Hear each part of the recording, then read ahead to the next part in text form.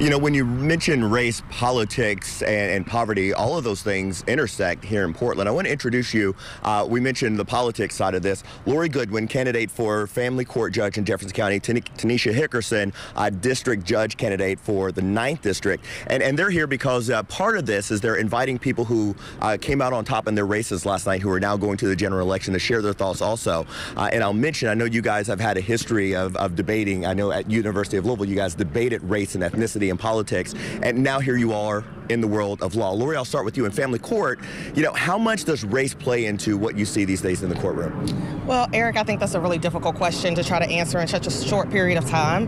But I would say in the court system, just like in everyday life in general, race always plays a role, especially for me as an African-American woman. You know, when I leave the house every day, I wake up, I'm an African-American woman. So for me, the way I look at race is going to probably differ from someone who's not a person of color.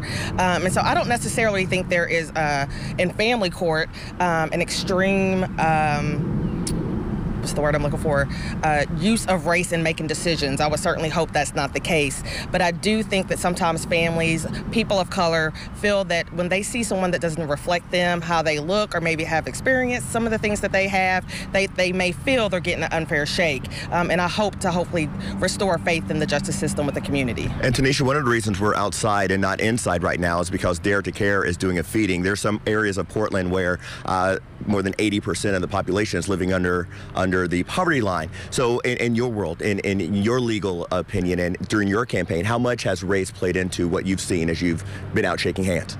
Well, I think it is that race and poverty usually go hand in hand. So when you're talking about people who aren't used to seeing someone who looks like them, someone who's been through what they've been through, I think that's where that sense of comfort of a minority running, a minority in the boardroom, a minority partner kind of starts saying, hey, we're making strides. I mean, me being a partner at my law firm, I know how it feels to walk in the room and be the only person in the room who looks like me, sometimes the only woman in the room.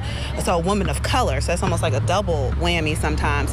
And if we're not there, if I'm not there, that voice is missing. So it's the voiceless, it's people who feel like I don't want to vote because I don't think I matter. And when I'm saying, well, if you don't vote, you don't vote for me. You don't vote for someone who looks like me who can set the, the generations to come. Well, ladies, thank you for doing it. And Lori, you were spot on when you said it's very difficult to answer that question in such a short amount of time, which is the benefit of the forum. It's happening here at 6 o'clock. This is the Portland Community Center. It's going to last until 7:30. Sadiqa Reynolds from the Louisville Urban League is going to be here, and also Dr. Ricky Jones, the chair of the Pan-African Studies Department at the University of Louisville. Promises to be a good conversation. Guys, back to you.